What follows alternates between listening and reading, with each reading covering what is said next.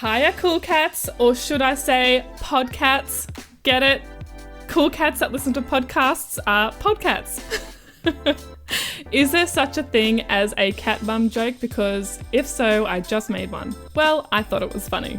Anyway, I'm here to tell you that starting my podcast was one of the best decisions I've ever made for myself and my business. P.S. I started my podcast before I started my online coaching practice. Let me tell you why this was the best decision ever. Firstly, through podcasting, I've been able to speak directly to my ideal listeners and into their ears and lovable hearts and open minds, which has truly helped me build the intimacy with my tribe like no other platform has before. Through this podcast, I have attracted soul clients who are aligned with my core values, my energy, my mindset, which has allowed me to develop a beautiful rapport with them, leading to us working together. This meant that I was able to help these individuals in a deeper and more meaningful way because they became premium one-to-one clients, and some of them even opted into my online program last year. Through this podcast, I have also organically built my listenership from scratch. Yes, that's right, 0 people listening. There was crickets. To over 10,000 downloads in just over 12 months. So I've got a few questions for you. Since listening to this podcast, have you been thinking about starting your very own podcast for your business? Are you even thinking about starting your own business now? Have you been listening to me, aka Olivia, and thinking, well, blow me down, Olivia, I could totally do this as well? Maybe you've even been experiencing some intuitive nudges to jump on the podcasting bandwagon yourself. Or maybe you're a wannabe female entrepreneur who wants to start their business or grow their business or attract multiple ideal clients and customers. Or perhaps you already have an existing business or an existing podcast, but you're just not seeing the results that you were hoping for. You know that feeling when you look at the download number and you go, ugh, that's so disappointing. Or you look in the bank account and you're feeling discouraged and frustrated. You know what? If I didn't spend 3 to 6 months farting around with my podcast and my business and had more direction, I reckon I would have reached that 10,000 download milestone much faster and in under 12 months, which is the perfect segue into my next point. Are you wondering how I actually did that? Well, I don't know about you, but there was a point in time where I was just spinning my wheels and feeling lost. I was putting out content, I wasn't getting any bites, I wasn't getting much engagement. I really didn't know what direction I was even heading, to be quite honest. Having a niche and a specialty area and something that I was known for in my business and my podcast was a part of the secret sauce. Not having a niche will cost you. You will be leaving moolah on the table without even knowing it. Are you currently stuck not knowing what to post or what content to create that gets attention and ends up leading to sales and converting? Because not knowing how to market yourself, not knowing your niche, and not knowing how to attract these clients and customers and listeners is also going to cost you. It's going to cost you time, your money, and your effort. So if you're sitting here and listening and going, Olivia, what do I do? What do I post? Where do I even post it? How do I grow my podcast to getting the 10,000 downloads? How do I make the consistent income in my business? How do I monetize my podcast? How? Help me. I know many of you guys are feeling overwhelmed and perhaps even have some fear that is leading to procrastination. And you guessed it. That is getting in your way, keeping you stuck and capping you in business. However, I am ready to take away the confusion and the overwhelm for you and give you the direction and the guidance that you need to start and to run a successful business and podcast. I have learned through my own personal and professional mistakes and wins and trials and errors over the past 16 months and have figured out what actually works and what doesn't, which is going to save you that time, energy, money, confusion, frustration, and overwhelm. And I have news for you. I am bringing all of the juicy answers, the elite secrets, to those of you who want them. I may or may not be metaphorically jumping up and down on my mini home trampoline right now because this is an opportunity that I've wanted to bring to you guys for so long. I will be sharing all of my juicy answers in, drum roll please, wish I had some drums, but you get the picture. I am bringing to you a beginner podcast and business bundle. Yay! Where I will be showing you exactly how to start, grow, and monetize your business and your podcast from scratch, bring in consistent money every week, monetize your podcast, and reach the 10,000 download milestone in under 12 months while keeping it fun and simple. Yeah, so you can take action and start speaking your dream business and podcast into existence. I'm going to teach you how to nail your niche, pinpoint your podcast in terms of how to speak to and attract your ideal customer, client, and listener through your very own business and or podcast. It can be one or the other, or it can be both. I'm going to show you the technical setup, structure, and processes on how to actually put these things together, how to ensemble it from a technical and a creative standpoint. How to build your online presence, have a personal brand, craft your unique messaging that stands out in the market and sets you apart in your industry, as well as how and where the heck to promote this podcast and your business, because there are so many different social media platforms these days. There's Facebook, Instagram, Snapchat, YouTube, LinkedIn, Twitter, Reddit, and so on. It can be quite overwhelming. I'm going to teach you how to actually enjoy sales so it doesn't feel icky AF, yeah? I'm going to help you manage yourself, your energy, and your mindset, teach you all the tools and strategies that you need so you know how to manage yourself better, how to fit all of this into your life, your lifestyle, and your schedule to set you up for long-term success. Because that's what it's all about, yeah? We want a successful long-term business. We want a successful long-term podcast. And most important, I want to help you be able to actually make money doing what you love and what you feel passionate about. And if this is resonating with you, this program is 100% for you, lady friend. So you're probably wondering, Olivia, spill the beans. What's the details? Give us the goss. So your homegirl is bringing you all of the above in a condensed 8-week online program where you will receive 8 classes and 2 extra bonus trainings as well. You will also receive fortnightly live and high-touch access and accountability with me. You will also have exclusive access to a community of like-minded women just like yourself. And I just want to reiterate that this bundle is for those of you who actually either just want the podcast or just want the business or want the combination of both. There is also going to be a VIP option, which is unlimited Voxer access to me, directly to me, outside of the program with any questions or any additional support that you need. This is something that I often provide to my premium one-to-one clients, and you will have this upgraded experience for those 8 weeks. This bundle I am only making available to 6 women. Why? Because I want to give these women with a very intimate, high-quality experience with my undivided attention as their personal coach for those 8 weeks. And if I have too many in the program, I won't be able to provide that. That's why it's limited to just 6 ambitious beauties. This whole bundle is supposed to help you get up and off the ground, move from confusion to clarity, and from procrastination to being very productive. So when does this all start? So it starts the 1st of June 2020. I've given you guys plenty of time to learn about this program, to get on the wait list and become an early bird.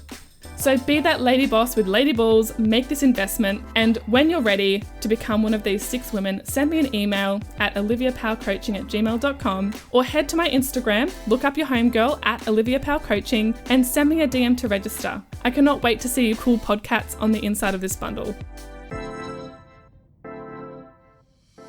Welcome, lady friends. What's up? It's your girl here, Olivia, international life and business coach. If you're a creative and ambitious woman who wants to have breakthroughs not only in your business, your bank account, but also your brain, then this is the podcast for you, girlfriend.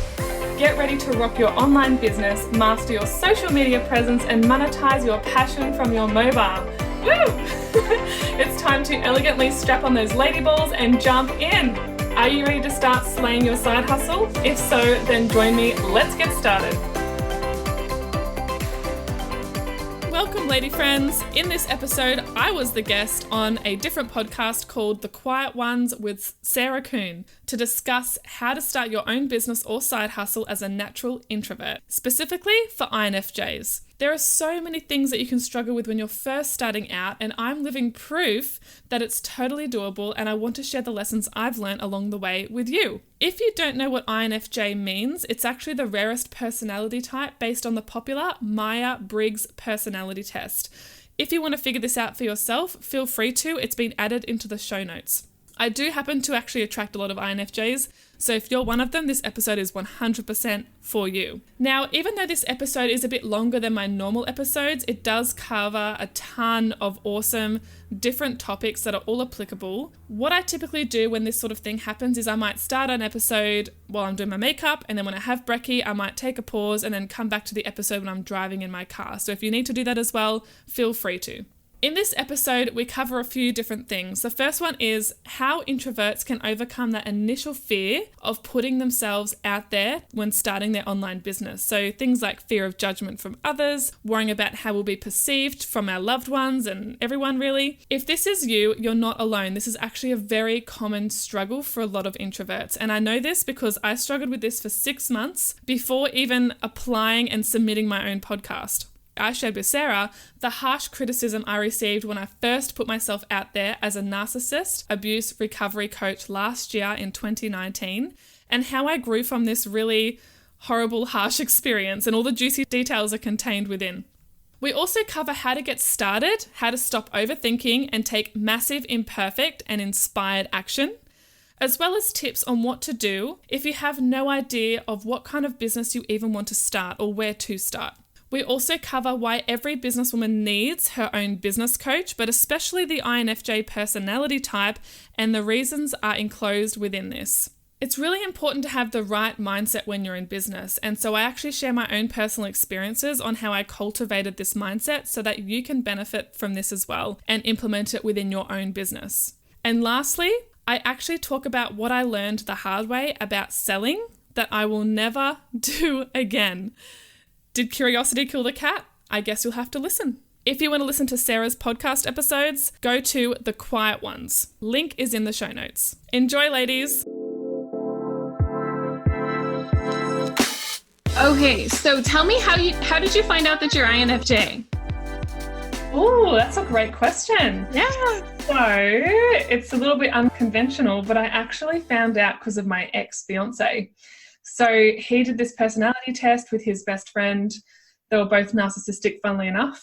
And so I did it at his house that I was living in at the time, and it came up as INFJ. And before I even had time to read it, he's like, oh, that's really interesting. And I'm like, why is that? And he's like, because my best friend's the same personality type. Now, for me, I would never have picked that because I felt like we were both really different. But that's okay. You can still have different INFJs. So I actually read it, and I was like, for the first time in my life, because I always loved personality tests, but I always never felt like they were fully spot on. I always felt like they were like 80% correct with the 20% kind of going, not really. So part of me felt understood, but not all of it. All of me felt understood until I did the Myers-Briggs one. And then I was reading it, and every sentence and every line, I was like, whoa, like little light bulbs were going off in my mind. I was just like, holy shit, this is me. Like, boom, boom, boom, boom. And then it just intrigued me to keep reading. And then I became a little bit obsessed for a while there. And I just kept reading everything INFJ. And at the time I was really unhappy in my full-time career. And I was like, INFJ job matches. And I'm like, oh, what's an INFJ good at? And funnily enough, they were all things that I was previously interested in some way or another. And turns out life coaching was actually under the umbrella of a good career choice for an INFJ. So I was like, and it's just like all the puzzle pieces pulled together once I read that. And ever since then, I've always kept it in the back of my mind, and I've done it again since the breakup, and I've been an ENFJ, but then an INFJ again. So it's always one or the other when I get the results back. But it's funny because I'm so borderline. It's like one moment I'm extroverted 49% and introverted 51%. And then it flips the next time I do it. So I just call myself an ambivert now because it really depends on the mood that I'm in terms of Yes. I still think I'm definitely more introverted though, because I have moments of being extroverted, but I recharge my batteries like alone or in a quiet environment. So it did quite a bit that changed your life when you figured that out. Oh, heaps. It's always interesting to me to hear about how it changes your life, because I know that for me, it changed my life so much.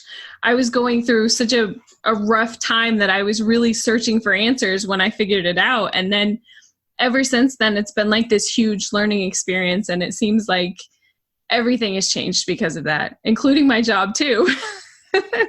For me, I was at a point in time in my life where I just felt really misunderstood. Like, not misunderstood, I just didn't feel like I was understood.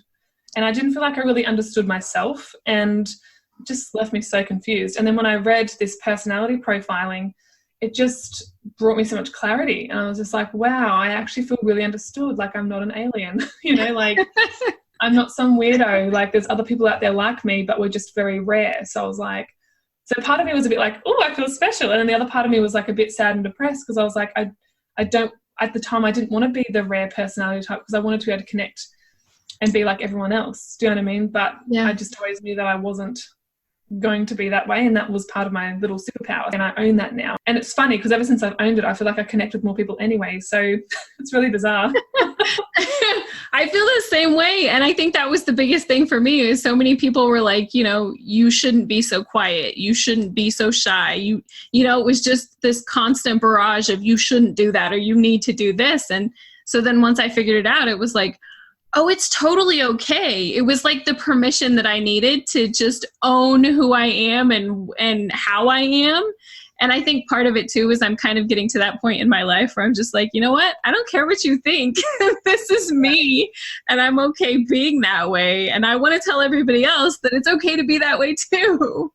It is. Society kind of tells us directly and indirectly that we're all not good enough. We're not pretty enough. We're not symmetrical enough, we're not skinny enough, we're not educated enough, we're not funny enough. There's always these subliminal messages that it's like we're just not enough as we are, and it's total bullshit, because it's like, if we're happy with who we are, who gives a shit what society thinks? Who gives a shit what Mary Jo next door thinks? Who gives a shit what that guy on the online dating site thinks? Like, the moment that you actually start to accept and celebrate the fact that you are a bit more shy, the fact that you are a little bit more introverted, a little bit different, whatever, like that's when I feel like the doors open up. But when you do it without expecting anything, that's when it kind of happens, I found. Yes, for sure. I'm so excited to talk to you too, because you have shifted your business recently and now you're a business coach. And that's something that I'm definitely interested in as well. And plus we're really good friends too. And we have these amazing conversations. So I have a whole bunch of questions for you, and a lot of them are actually questions that I've struggled with myself. And I know that we've talked about before, so I'm really excited. So the first one is like the most difficult one for me, and it's something that a lot of people ask me about too. So when you're thinking about starting your own business, or even if you're just thinking about starting a blog or an inspirational Instagram, or maybe you're thinking about a podcast, any kind of way where you're kind of coming out of your shell, and you have to put yourself out there. That was one of the hardest things for me to get past when I started my blog. But then once I got comfortable with writing, I was like, okay, I can do this. But then it was like, now I have to do videos. And I'm like, ugh. And we were just talking about that earlier. I'm talking about how I need to do more Instagram live videos. And it's difficult for me because I don't like to be on video, but also it's difficult to put myself out there and to be seen. How do you get past all of that? How do you work through that? Yeah, such a good question. And I think this is like the major one, probably the biggest one that holds people back, I think, that and perfectionism. So we'll get to that in a sec, because I know INFJs, that's one of their strengths and weaknesses, is what I like to say, not just a weakness. So there's a few things. So the way I think of it is like, okay, let me share a little story.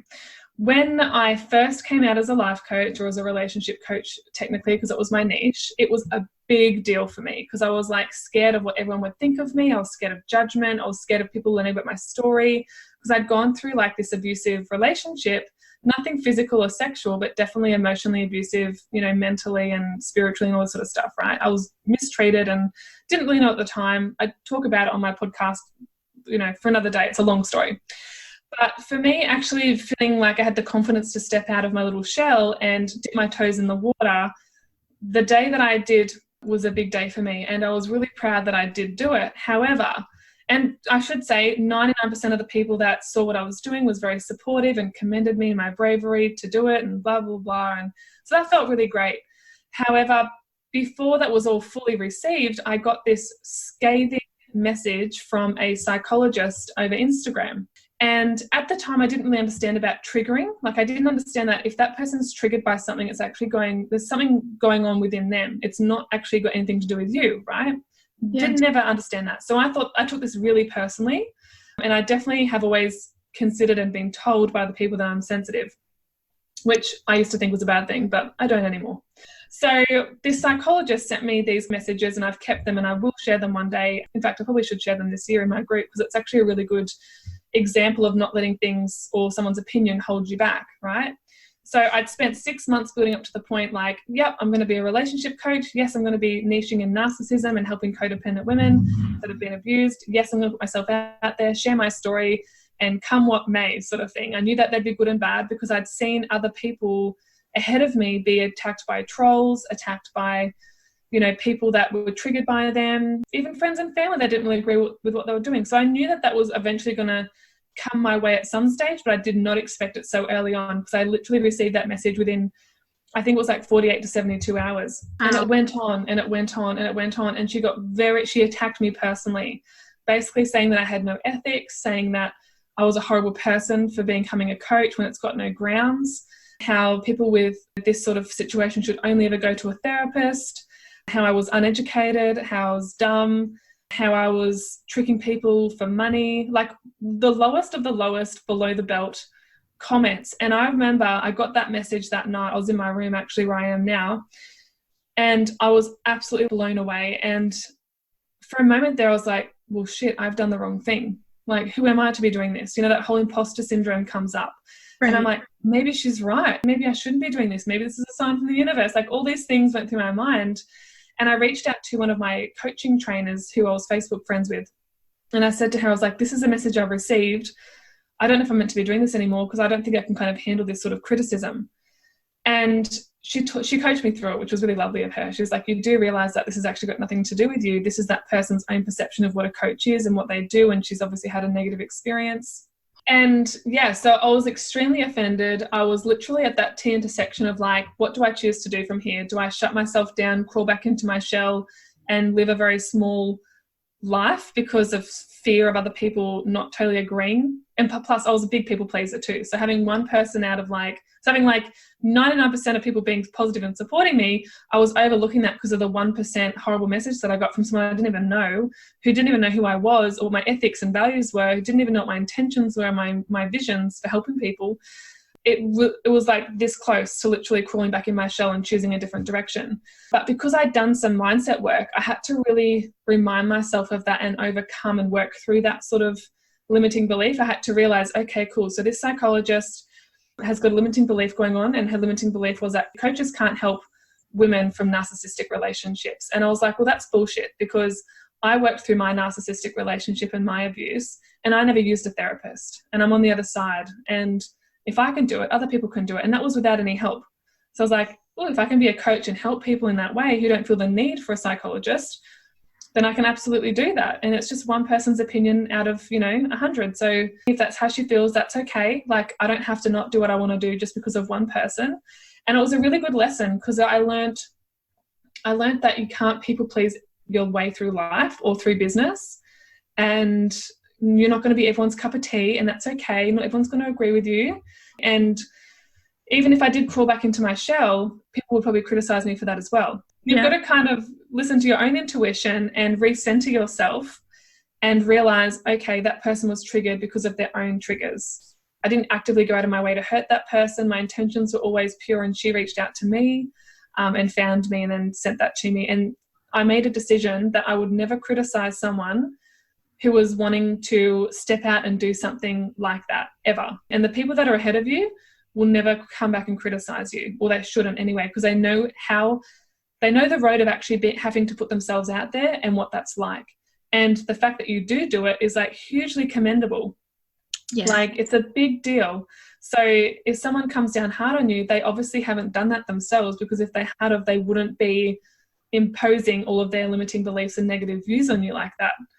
So in terms of putting yourself out there, there's a lot of fear around this particular thing. It's fear of judgment from others. It's fear of being seen. It's easier for INFJs, because they're an introvert, to slink away from the spotlight and just do the behind the scenes stuff. But when you run your business, and it depends what business you've got, like if you've got an Etsy store and you're just selling products, you don't necessarily have to show your face, and that might be something that someone might prefer. But if you're like an online coach or something where you are the service, it's really important to promote yourself. And it feels a bit weird at the beginning because you're so not used to doing that. It's like when you have a job interview and you've got to sell yourself, it just doesn't feel comfortable.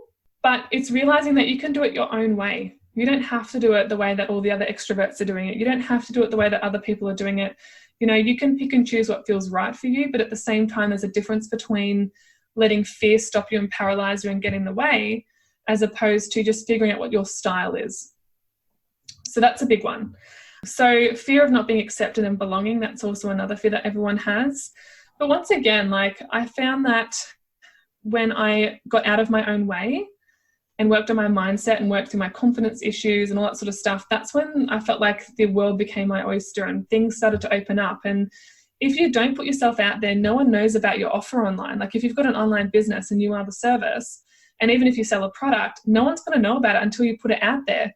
And I'm big on attraction marketing, right? Like, that's my number one thing. I love attraction marketing, and I believe in karma as well, and signs in the universe and all that energetic exchange stuff. So it's like, if you put your stuff out there, people can see it, they can buy it, they can hire you, they can relate to you. They don't have to buy off you. They can just follow you and connect with you. And if you don't do that, they'll never get what they need or want. And so a big thing as well is realizing that as an INFJ, we're the rarest of the personality types, right? So we actually have gifts that the world needs, that other people need from us. And by keeping ourselves small and hidden away, it's like little bits of treasure that you're keeping. It's kind of like you could have, okay, I'm really like just flying by the seat of my pants here, but it's like, think about some treasure that's been found, and they go put it in a museum, and the whole world can enjoy that treasure. They can travel there, they can look at it, they can touch it, feel it, take photos with it, whatever, right? But if that treasure never gets found and stays hidden away, the whole world misses out on that, you know? And I know it's like, who cares, it's treasure, but you know what I'm trying to say? It's like, right, yeah. Because they're rare, like, that should be more of a reason to bring us out, not have us hidden away or ignored or behind the scenes all the time. I feel like for me as an INFJ or ENFJ, whatever floats my boat that day, really, it's like, it has to be a conscious choice to be seen every day, because it doesn't come naturally to me. And once you work through those confidence things, because there's a difference, there really is a difference between, like, so in terms of being comfortable, if we're stuck in our comfort zone, we limit our life. Whereas if we expand our discomfort zone, then we become more comfortable with that. So it's kind of like when you go to drive a car, you didn't feel like you were capable, you didn't know how to do it, you're not sure if you could, but once you actually started practicing and got the go of it and got your learners and your Ps, I don't know how it works over there in America, but once you got all that and you worked up those levels, you got your full license.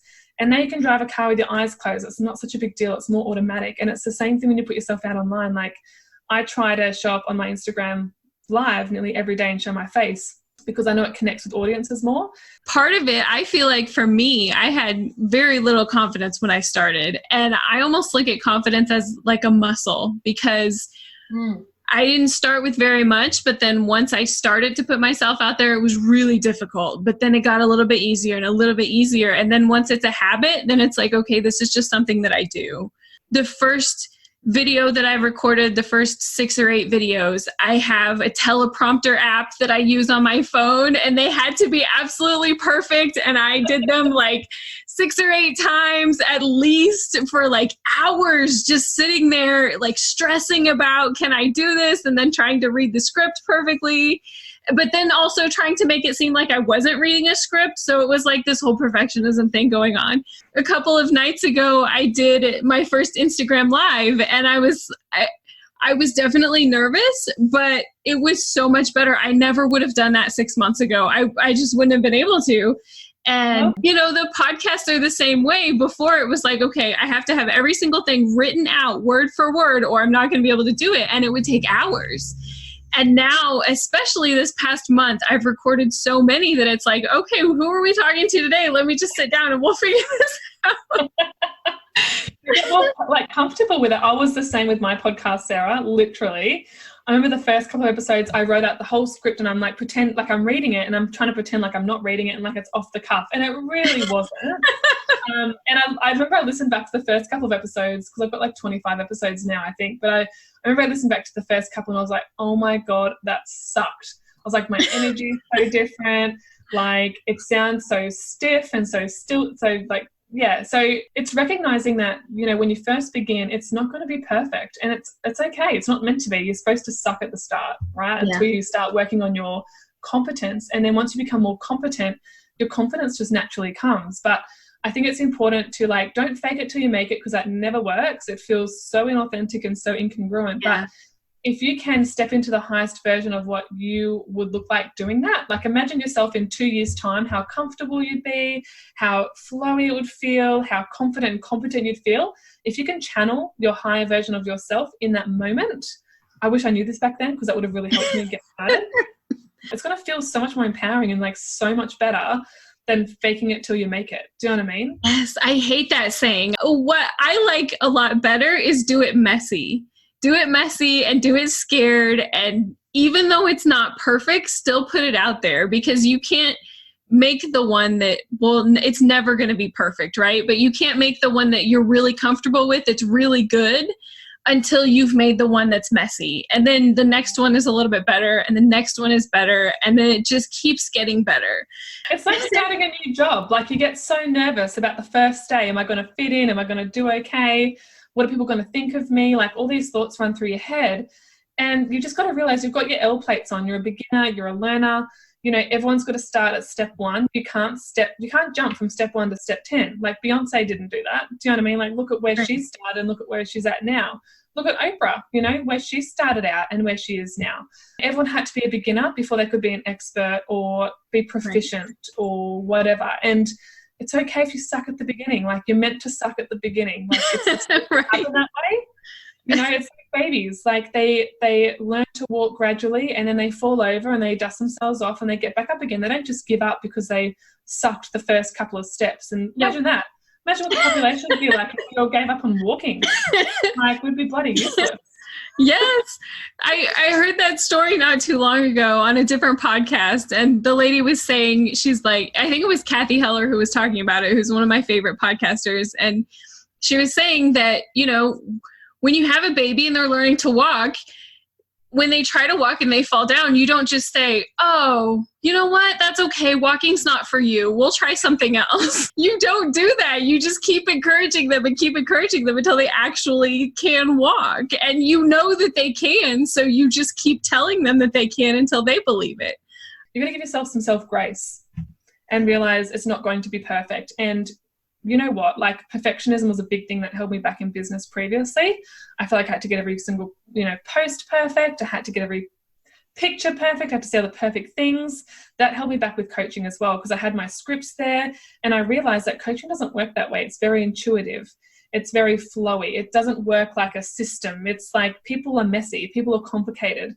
And you don't have a book to walk people through that. You have elements of it that you can bring in at different times, but we don't work that way as women either, and humans in general.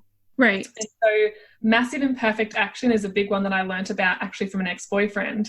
He gave me access to one of his online programs, and it was like, this probably doesn't sound very good, but it was this particular person that was running the program. She was actually like a really big famous gambler, and I'm not really a big gambler myself at all, but the principles that she taught, I took with me.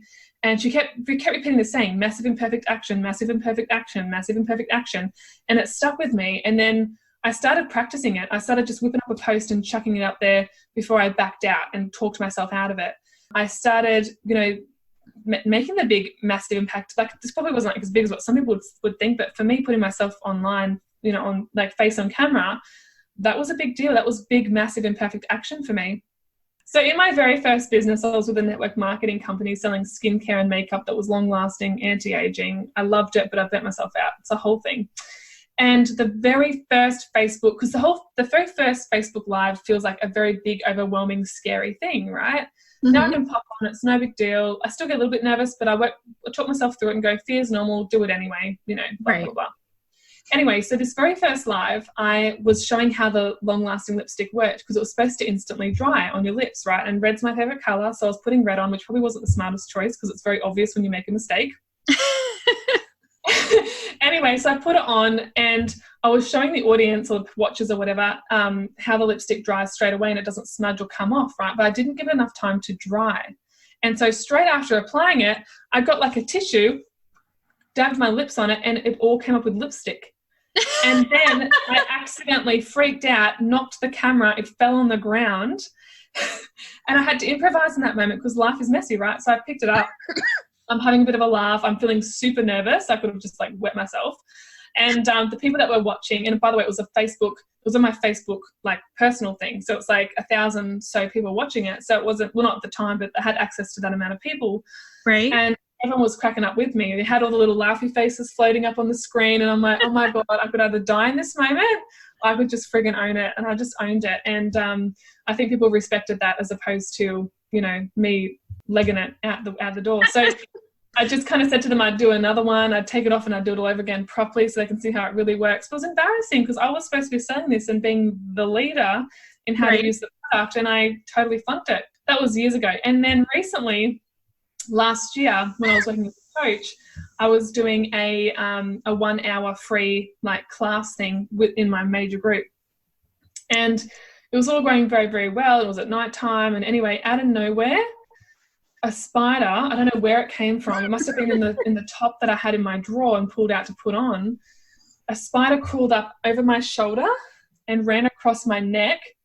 And I saw it on the camera and I could feel it, and I totally flipped out. Oh my goodness. And I'm not a spider fan at all. Yeah. So that was a pretty entertaining watch for the people watching that class. But I just owned it again. I was like, you know what, this is real life. And I feel like when you screw up or you make a mistake or unexpected things happen, I feel like people relate to that even more. Because I remember her name was Chantel Patu. She's still doing the business that I was doing. She's one of the top leaders. She's got like a multi-million-dollar team and all this sort of stuff. And she does so many lives, and she has lives where her kids come in and interrupt, and the dog barks and shit happens, and you're like, she's just a normal mum. She's just a normal person that's making a lot of money, doing what she loves. And that's what makes them so relatable, is like they're not perfect, and actually being perfect is a little bit boring. So that's something that I think listeners could really get from that, is like, you don't have to be perfect to be a business owner. You don't have to be perfect to be an entrepreneur. You don't have to be perfect to be a leader. You don't have to be the perfect person or woman or INFJ. As long as you have something that you can help people with, that's all you really need. And a bit of, guts, really, just to be prepared to be bold. And that's all you need. What if you don't know what it is that you want to do, or you don't feel like you know enough about a subject, or you don't have enough to share? How do you start with that? Because I feel like, that plays into a lot of what we were talking about there too. It definitely did for me as well. Such a good question. So if I'm being really, do you want the honest answer? Like the really honest one? Yes, the honest answer. Because for me, I was just talking to somebody about this the other day. We were talking about going to college. And the guy that I was talking to, he said, well, I wish that I would have went to college because I feel like it would have made me a lot more respectable or something like that. I forget the exact word that he used, but that was what he meant. And I said, well, I don't necessarily agree because I spent 10 years in college and I've never used any of my college degrees. So and when you go to college in the United States, you have to pay for it. So I still have almost $100,000 in college loans for something that I've never actually used, right? So is it really something that you need, Well, I've got a few thoughts on that. So personally, back in the day when I was growing up, it was like prestigious. It was like, oh, you got to go get a degree because that sets you apart. But now every man and his dog has got a flipping degree or a couple. It doesn't really make you special or stand out. It's kind of starting to become somewhat of like a prerequisite or the norm. If you want to be an online coach, you really don't need that much qualifications, if any. Now, I say that carefully because the old me was like, yes, you have to have this particular certification. But now that I've gone through, so just so everyone knows, I have a bachelor, I have a postgraduate, and I'm also finishing my diploma. Paperwork's just being processed. For me too, so I didn't always want to be a coach. I never knew I wanted to be an entrepreneur. You just need to have a strong why as to why you want to do it, right? Because that's what's going to pull you through, because it does take work, time, energy, effort, focus. And the other thing is you don't get more credibility just because you've got a credential, I don't think, personally, because everyone's got those now. So it doesn't make you special. It doesn't really set you apart unless you go above and beyond. And if you do get the master's, and it's another God knows how many thousands of dollars that you may or may not use or may not, because the majority of people, that I see and talk to and read about, I'd say there's a big crisis on our hands because a lot of people are realizing, oh, this isn't the career that I want to be in, or, oh, I can't do this for the next 50 years. And mental health and everything rises because we spend the majority of our week at work. So yeah, if you're thinking that you need to have degrees depends what it is that you want to do. But when it comes to being a coach, it's not necessarily true. Like, I personally think that I've actually learned, like, I've learned a lot through my coaching college for sure. They taught me the very basics. It was a great introduction, but I've learned so much more from different online programs, different mentors, different coaches. So as long as you can get people results and you can help them, you don't necessarily need a qualification. For sure. I definitely agree with that, especially when you're talking about online businesses. For me, with all of my college degrees, all of my education, I went into digital marketing, and I taught myself how to do all of it. And I do graphic design, and I learned how to do that through YouTube. It's really just getting past yourself, honestly. It's saying, okay, I'm going to do this. And then having the confidence after that to say, this is what I do. It took me the longest time to tell people that I'm a graphic designer. And I would always preface it with, well, I'm not formally trained as a graphic designer, but I know how to do graphic design. And then they would lose all confidence in me because they're like, what does that really mean? But now when I say I'm a graphic designer, they're like, oh, okay, I get it. That makes sense, right? A lot of it is how you communicate it to people and how much confidence you have in yourself, I feel like, too. Well, you can think about it like this, right? So I started my diploma with like 20 other people or something like that. I started my business and officially, so after the first NLP like weekend where we get trained in neuro-linguistic programming, the college was like, you need to go out and find people to practice this on. You need to go get clients, even if it's pro bono or they're paid, whatever. Because what happens is if you don't apply it straight away, you'll lose confidence and then it'll be harder to jump back up on the horse. So I reckon like maybe 5% of the class actually took that on board and did it. And I was one of that 5%. And if I hadn't have done that, right, it would have really got in my way. It would have slowed everything down. But because I did that, I gained a bit of confidence and I was like, I want to start getting paid clients before I finish my diploma.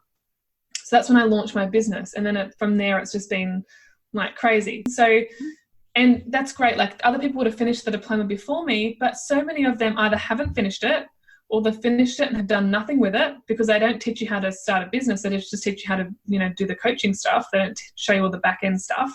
They do the best that they can on a mass basis. They can't work one-on-one with everyone. So that's why you get a business coach, I guess.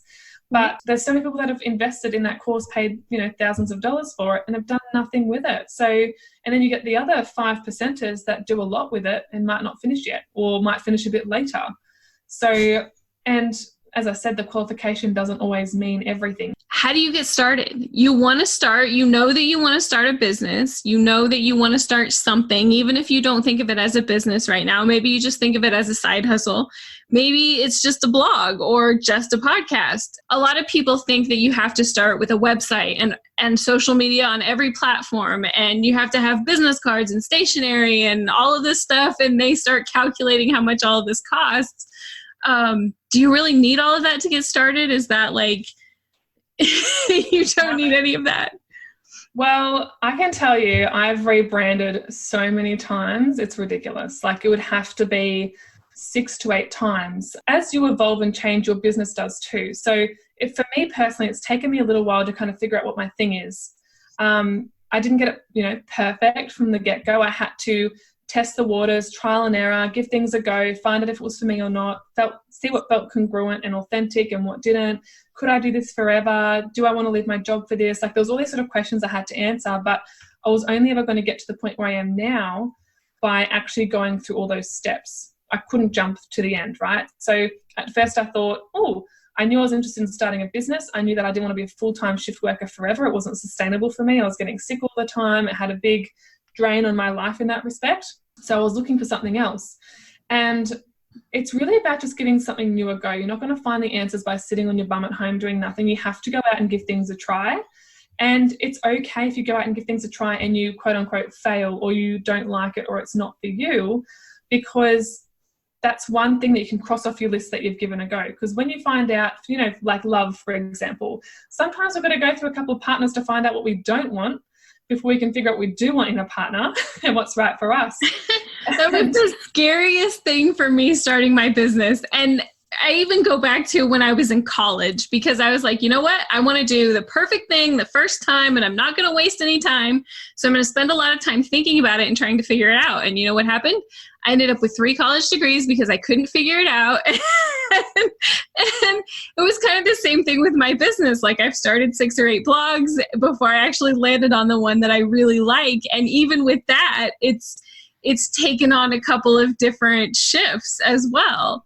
Yeah, and it probably will shift again. Like, if I think about my evolution, it was like skincare and makeup. That was a product-based business. And then I moved to life coaching with no niche. And then I moved into relationship recovery coaching from narcissistic love and men and all that.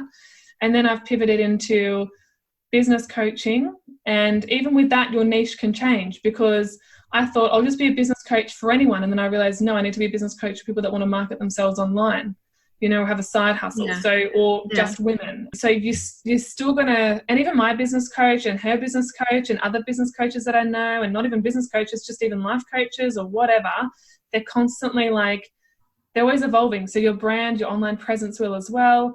And that's okay. But once you find, you're never going to find your thing until you give it a go and figure out what those things are.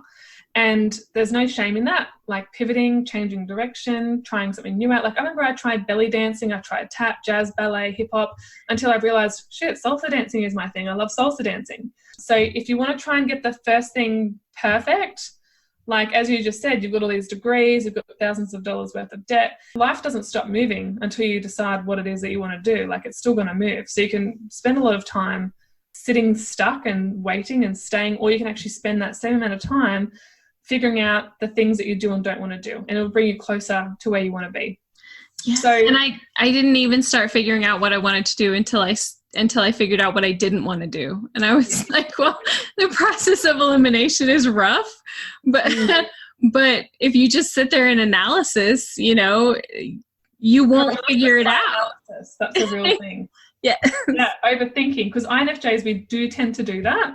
We overthink things. We don't want to make the wrong decision. We want to get everything right. It's that perfectionistic nature that we've got. But we're also very creative, and we can be quite ambitious. So it's like combining the two.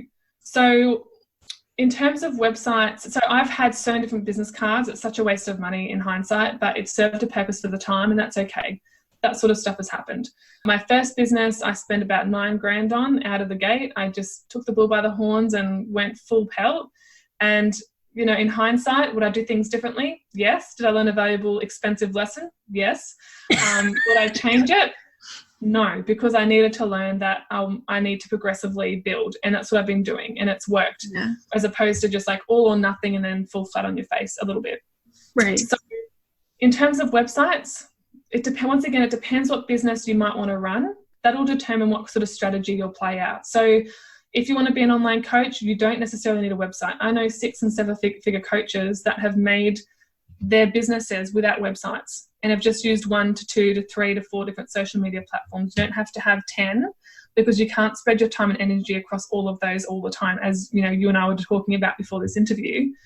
So it's about, if you're really stuck and you're like, I just know that I'm miserable in my job and I just need to do something different, write down the things of your job that you don't like, that you don't want to be performing again, that you can't imagine yourself doing for the rest of your life. And then jump on a thing like Amazon, look at different books, different topics, different things that, and even write down your passions and your interests. What are the things that you really thoroughly enjoy that you would be happy probably doing for the rest of your life if you made money or didn't make money? But then the next step is like, you don't also want to treat your business like a hobby, because hobby means it's not really a serious thing. If you're someone that wants to start a side hustle and build your side hustle so that you can go part-time in your job and then eventually go full-time, you're never going to get there if you treat it like a hobby, because it means it's optional. Whereas if it's full-on commitment and it's like, I'm going to make this thing happen, I'm going to make this thing work no matter what, and I'm going to do what I freaking love, that lights me up and that I'm passionate about, no one's going to freaking stop me and get in my way. I'm not going to take no for an answer. And so if you are working on something that lights you up and you freaking love, it's not going to feel like a waste of time. It's not going to feel like it's draining all of your energy all of the time, because for the most part, you're going to love what you do. But I should also say, don't get stuck in the trap of that whole, if you love what you do, you'll never work a day in your life, because that's complete bullshit. I love what I do, but yes, it does take work. Is it work that I enjoy 90% of the time? Yes. Is there 10% that I don't particularly love or don't feel like doing sometimes? Absolutely. I'd love to find a business owner that, says that that's not true. Like, I think everyone that I know that's in business and all the life coaches that I work with, peers with, friends with, they all feel the same way about that. Yes. I love it. I love everything that you said. It works out so well. It fits exactly everything that I've experienced and that I go through. And you're such an amazing coach too. Firsthand experience. So tell us a little bit more about coaching. Why would somebody hire a business coach, and what kind of services do you provide for them? So you want to find someone that has done what it is that you want to do, because why would you take advice or coaching or mentoring from someone that doesn't know what they're talking about, right? So for example, for me personally, I only really work with like small businesses. I don't work with huge corporate companies because firstly, I'm not at that point yet, but two, it's not really what I'm interested in because I want to get away from that, if that makes sense. Right. What attracted me to coaching was the fact that I could be my own boss, do things my own way, set my own schedule, have freedom, have choice, be that like unleashed INFJ sort of energy, not feeling enclosed and told how to be and that sort of thing. So that really, this is why this works so well with my personality, because I've played by the rules. I've been the good girl growing up. I've done all the right things, and it hasn't really gotten me very far. And so, I'm all about freedom and helping other people, but in my own way. So in terms of who I work with, it's usually women between the age of 25 and 40. And they're women who are either miserable in their jobs, want more out of life, are interested in starting a business but don't know how and have never had any business experience before, or they might already have a business and they've had some experience before. They just want to get it to a point where they're making money or can drop their hours at work, or eventually maybe even want to leave work, and that's okay too. So what I particularly help them with, and once again, it depends on the business coach you hire. So I really recommend, the listeners to this, that you actually do your homework. Don't just sign anyone up. Make sure you hire someone that you connect with, that you like, that you see their results and you're like, oh, I would really like that for myself. But also someone that's going to give you a kick in the pants, because a coach is also not your friend. They're not there to feed into your insecurities, any negative story you're telling yourself that's keeping you stuck. But they're supposed to give you a kick in the pants in a loving way, to get you moving, to hold a mirror up to yourself and go, and this is what I've benefited from with my coaching, is like the person holds a mirror and shows me where I could be doing better, how I could improve things, what's holding me back, what's my story, limiting beliefs, because it all starts with mindset. Like, we can play out any strategy we want in business, but if we haven't got the mindset, the strategy is not going to work. So what I mean by that is like the old me was always posting on Instagram and Facebook, didn't know what I was doing on there, just thought I'll just chuck something up there and someone will like it one day. And somewhat that's true, but there's actually a structure to post that hooks people's attention, gives them value, makes them feel understood, gets in touch with their pain points, helps them turn things around, has got a call to action at the end of it to be able to guide them to the right place to get the help that they might need. So for me, I started my mindset stuff way before, like years and years ago, when I first started the idea of like, oh, I might want a business. I turned my car into a university. So I was working full-time and overtime. I was traveling 4 hours a day. So it was a really tough year, that particular job. I was getting up at 3 o'clock in the morning to drive 2 hours to a mining site in the 3-degree weather. So I was like, okay, cool. I've got 4 hours a day that I'm wasting on travel. And I was like, you know what? I'm not going to waste this time. I'm going to utilize it effectively. And so that's when I started feeding my brain, and I started turning my car into a university. And I started listening to audiobooks on the topics that I was interested in, listening to people that had the results that I wanted. And I started getting my mindset right. I started learning about I started studying these people. I'm like, what did they believe to have? Like, what did I need to believe to get what I wanted? What's different with them than me? What things do I need to change, shift, evolve, progress so that I can have that too? So that's a good place to start, is definitely mindset. And, I'm not saying people that play out strategies can't be successful. They definitely can, but there will be blocks and things and gaps. Do you know what I mean? That is probably stopping them from progressing further. So having your own coach helps you more aware of what your things are, what's been holding you back subconsciously, because a lot of people think that they are very conscious. However, I think it's like 80% of our subconscious mind actually runs us. We're just not even aware of that. So when you can bring that to the surface through a business coach that can help you work through all those sort of things, it's going to help you get into a better energy, a better mindset. And then the strategy is just the easy stuff. That's just the stuff that plays out, you know, like automatically, really, once you've got all the other stuff kind of down pat. I think it's even more important for us as INFJs to have somebody on the outside too, because I am really good at looking at you and saying, here's your problem, here's what you need to do. But I cannot look at myself and say, what is my problem? What do I need to do? And I know that a lot of people struggle with that, but I know for a fact that it's more apparent or more prominent for INFJs because that's part of how our personality works. We have extroverted feelings, so we're always looking at other people, and it's a lot harder for us to look at ourselves. It takes a lot more time. So when you have somebody who's just right there in front of you saying, no, hold on, this is what it is, or hey, have you thought about this? You know, just somebody to even redirect you or to bring up something that you hadn't even considered it's really a game changer, honestly. It really is. Like, I thought I was once I started my life coaching training, I thought I was a pretty enlightened person and really self-aware.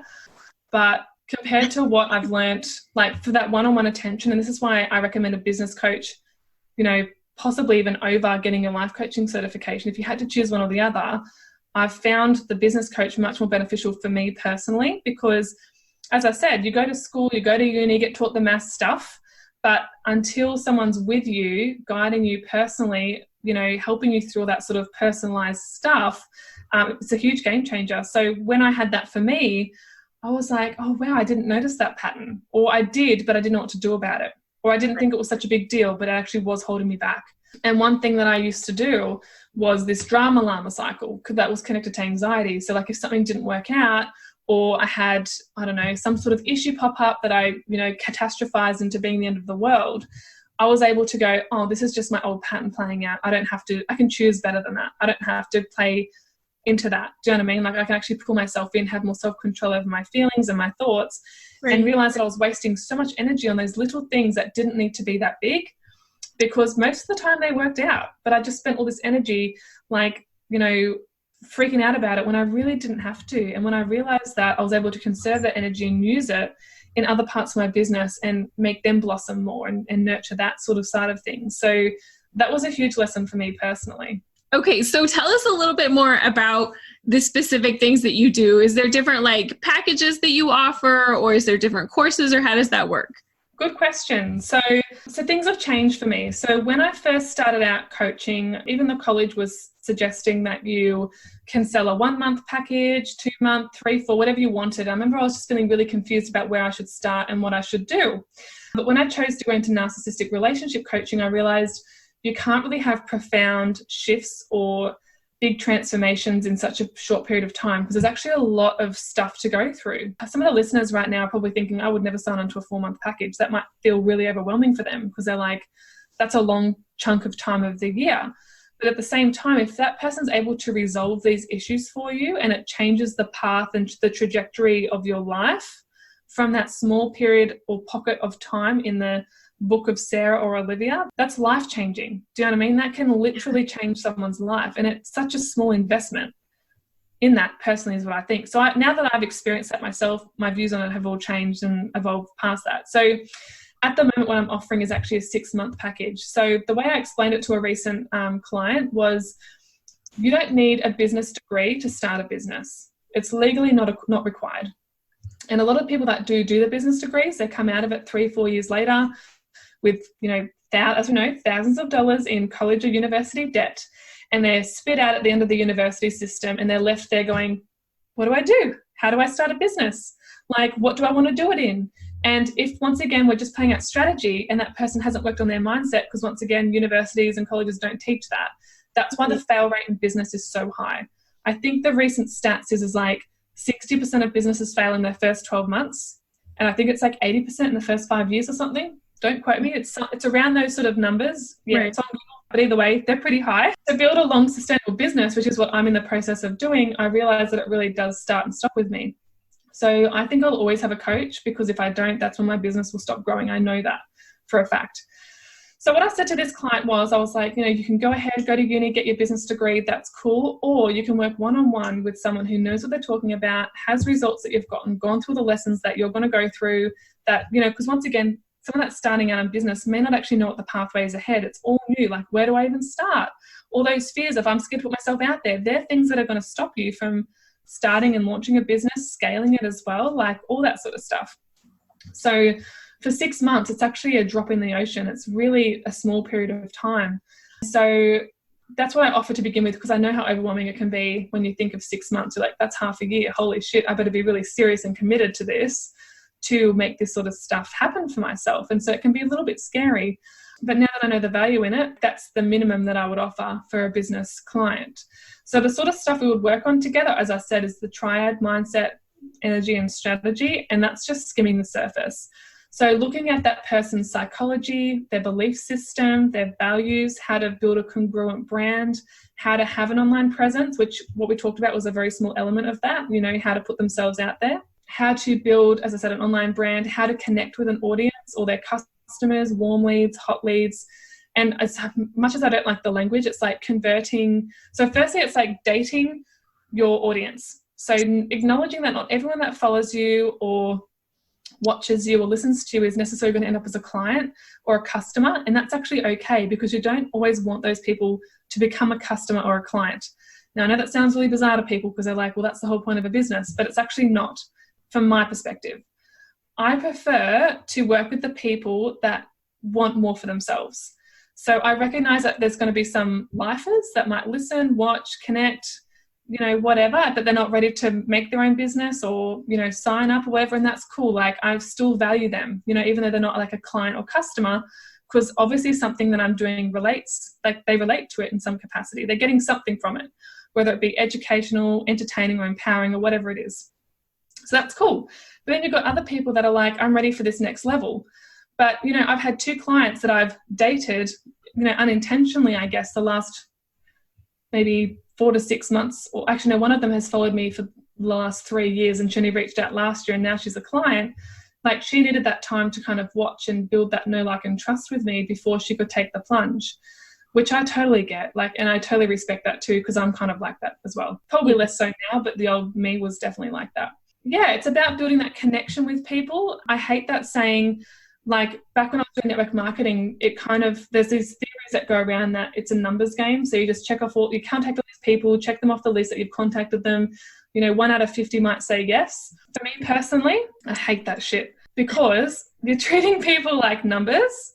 Yeah. You're treating them like they're a thing to you. It's like you're taking advantage of them. Right. Which feels icky. It feels gross. It feels disconnecting. And I don't like being sold to like that. Like, I get messages all the time from people that are just trying to sell me something. And I'm like, you haven't even asked anything about me. You've just shoved this offer in my face and gone, bye. And that's not how I work. And that's not how I like to buy. When you get door knockers and they're there to promote something to you, but it's like an intrusion of your space. That's why I'm a big fan of attraction marketing. So putting your stuff out there, speaking to your old version of yourself. So if you're going to be a coach or something, you've got to figure out what you've been through in life that you've come out the other side of, that you can potentially help other people through. Because if you've already done it, there's a way that you've done that, and there's massive value in that, and you can help people do the same thing if they're struggling with the same problems. So for me, as I said, I was, engaged and had dated narcissistic men before, didn't know what a healthy relationship was or healthy love. It was very toxic. I didn't know what toxicity was in a relationship. So I had to learn all that stuff. And then I had to learn what a healthy relationship was, and how to have boundaries, and how to speak up for myself and my needs, and all this sort of stuff, right? So I learnt all that, and I was like, cool, I can actually teach other women how to do the same thing. So that's where I started. So I think it's really about providing a shitload of value, as what you've done with INFJ Woman. Part of the reason why I started following your page was because you're really good at providing information on what an INFJ is, describing what their personality is like, why they're different, why they're rare, and I could connect with that. So I actually sent a message to Sarah, for the listeners that are listening or watching. I actually sent a message to Sarah and connected with her and asked her on my podcast. So in a sense, Sarah's already been using attraction marketing. That's why she's got such a large following. And people probably reach out to you as opposed to you having to search for people.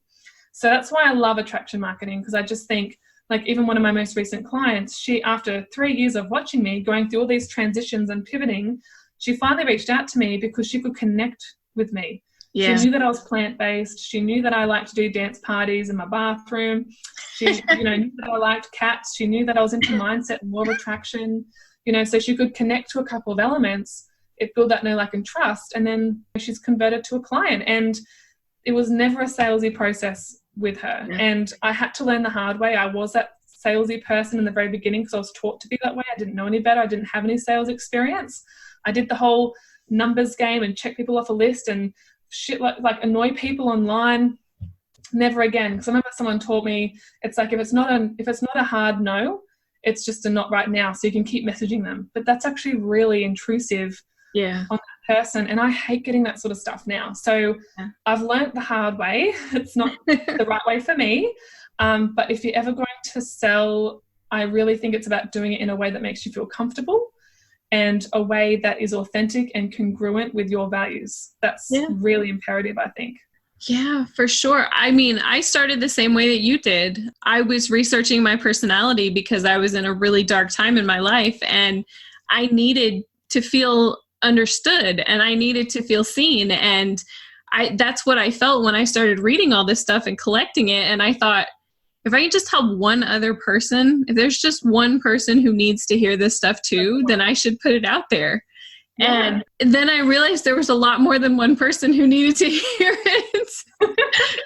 45,000 plus. Like, that's your number right now. Imagine where it'll be this time next year. Like, I'm so excited for you. I'm excited too. And part of it, I think most of honestly what keeps driving me forward, especially because you were talking about you have to like the work that you do, but sometimes it's still going to feel like work. And sometimes it feels a lot like work, but it's also so rewarding. And every time it feels like it gets really heavy and there gets to be too much, then there's somebody who sends me a message or an email or some comment that I read that says, you've changed my life. I feel completely different about myself. And I'm just like, wow, yes, that's exactly what I wanted. And I'm so glad and I'm so happy because I feel the same way. It's done the same thing for me too.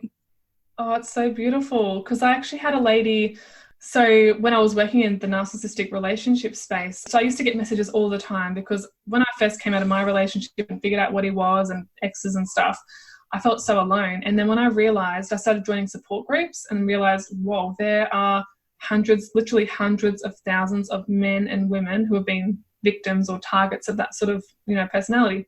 So I realized I wasn't alone once again, because once again, INFJs can tend to feel alone because they are rare and all this sort of stuff.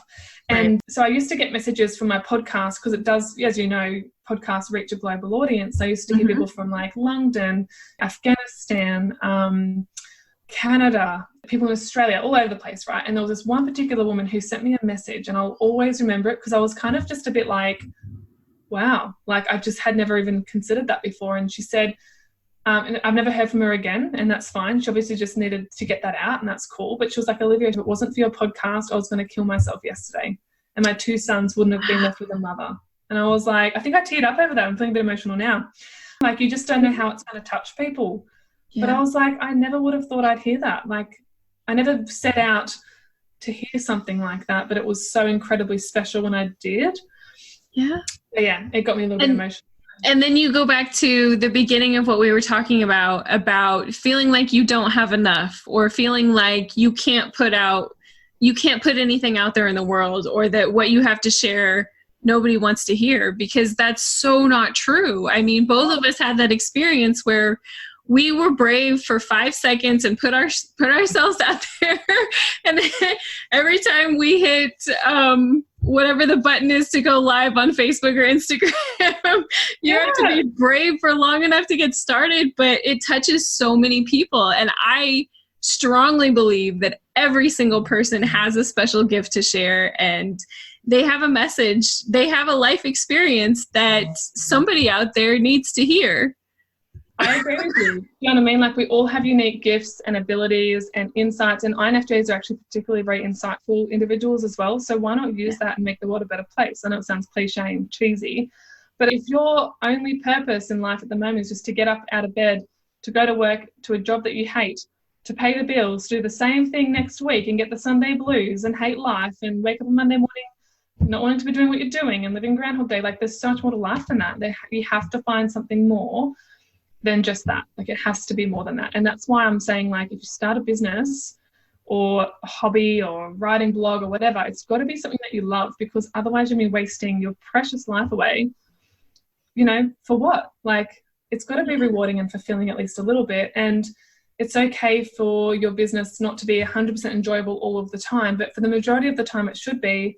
And for me, if I am feeling overwhelmed or stressed or hating a particular element, that's when I know that I need to step back and be like, you know what, I'm going to take the afternoon off, or I need to go have a cup of tea, clear my mind, recenter myself, ground myself, and then get back up on the horse. Or I might need a whole day off just to separate myself from work, business, things that are going on. And then I find I'm in a much better energy the next day. And that's when things flow easier too. Like, you feel like replenished, you feel more energetic, you know, ready to take the day on again, and get back to people. So that's why energy is such an important one too, because if you're in a shittier energy, people pick up on that. If you're responding to messages when you're feeling exhausted, they're going to hear that in your tone. You know, it's going to affect the things that you say. So that's why, you know, mindset, energy, and strategy are a together thing. Yeah. That's like the little secret sauce you need, you know? Yes. As we know, INFJs can be very hard workers and we can burn out easily. So energy is actually really important for us. And so I know for me, I burnt out my first business because I just didn't stop. And it's so important to stop and rest and fill up your cup, and then energetically be able to jump back on the bandwagon the next time. And that's so important for longevity in your business. Like, this is why I think a lot of people crash and burn when they're side hustling, is because it's like, oh, I'm working a full-time job.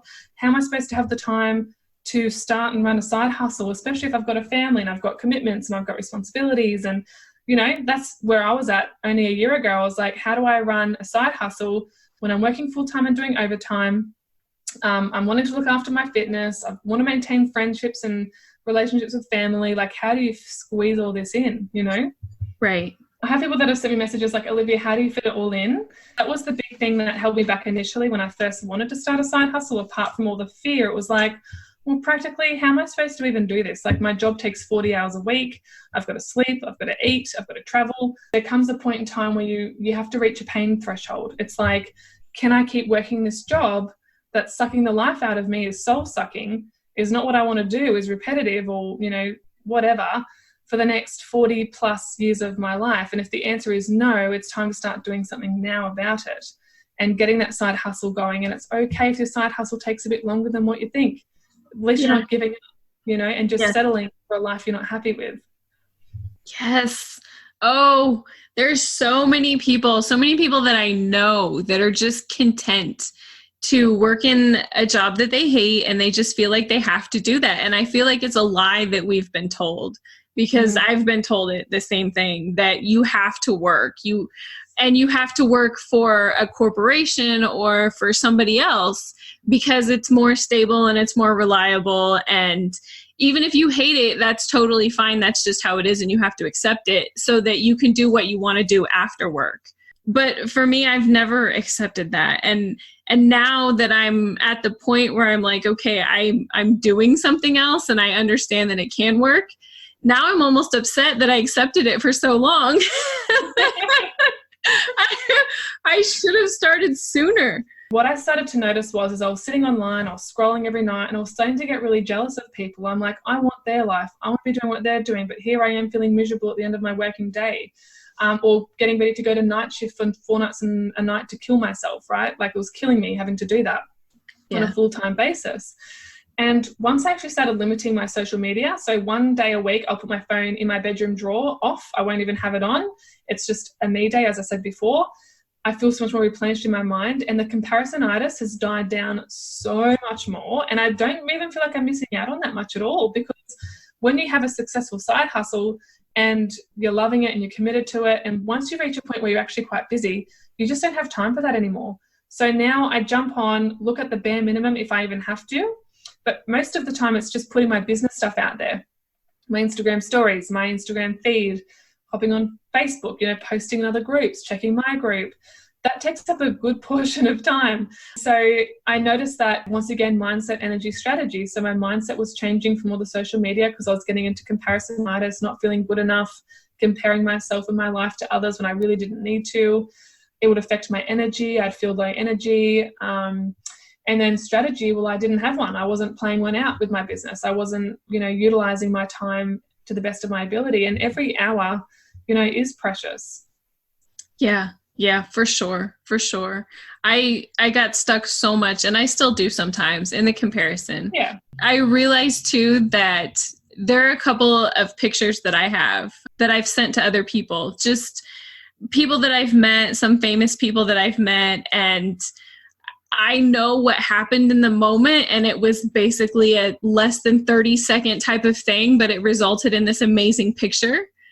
And they want to know the whole story and everything that happened and break down every detail. And I'm like, listen, it was 30 seconds, and that kind of got me thinking about all these pictures that you see on social media. And I'm like, how many of them are probably this 30-second thing that's totally staged and it has nothing to do with their life.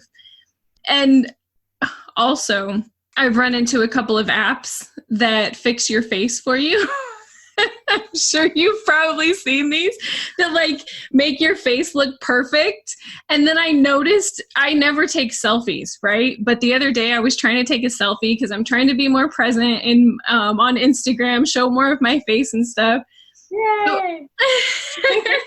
So I'm playing with my iPhone, and it has this portrait mode, and then it has one that makes your face look perfect. And I was like, I thought everybody on Instagram just looked perfect, and I thought there was something wrong with me.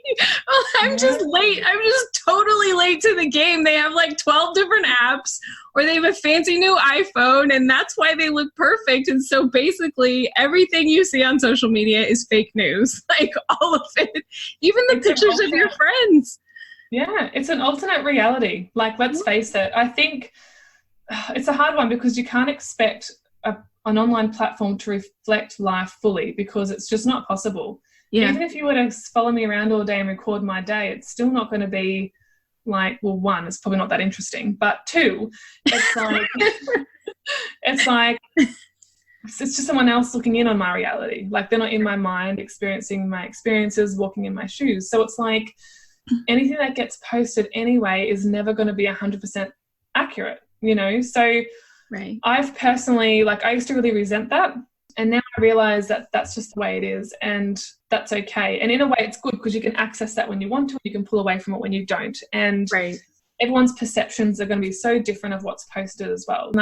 Because a lot of my stuff online now is business related, people will probably think, oh, Olivia's so one-dimensional. She only talks about business stuff. Ugh, how boring. That's not their thing. And that's cool because, they're welcome to think that way. Definitely got more other interests and passions going on behind the scenes. But, when you are juggling so much, right now this is the priority. It is all about business right now, and entrepreneurship and spirituality and law of attraction and manifesting and money and connecting and all that sort of stuff, building brands and whatnot. So on the outside, I probably look very, superficial, one-dimensional, but people that know me know that I have multiple passions and interests going on that I just don't have to speak about, because when you're building an online brand, it doesn't have to encompass absolutely everything about you.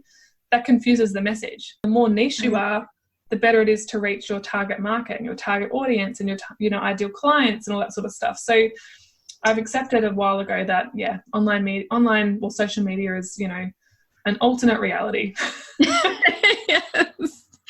And a lot of things that look perfect that actually aren't, and that's okay. Yes, for sure. All right, tell us where we can find you, your Facebook and Instagram. So on Instagram, I am at Olivia Powell Coaching, no spaces. Or email, it's at gmail.com at the end of that. And my podcast is actually called Slaying Your Side Hustle. And so is my Facebook group. So feel free to come and hang out there. Awesome. That sounds good. Thank you so much for having me on the podcast today, Sarah. Thank you so much for tuning in and for spending this beautiful time together on the Slaying Your Side Hustle podcast. I am so glad that you stopped by. And if you want to stop by again, then hit the subscribe button for future episodes. For more beyond this podcast, you can email me at oliviapowcoaching@gmail.com, or you can even send me a Facebook DM telling me what you thought and what you'd like to hear more of. Feel free to hang out with me on Instagram, tag me, or share my stuff on your stories, whatever you like. If you could just take 1 second to share this episode with someone who would love it, then that would truly be amazing, and this would continue to contribute to the greater good by spreading the love to thousands and thousands of like-minded entrepreneurial and business women around the globe. Isn't that a cool thought? I think so too. See you in the next episode.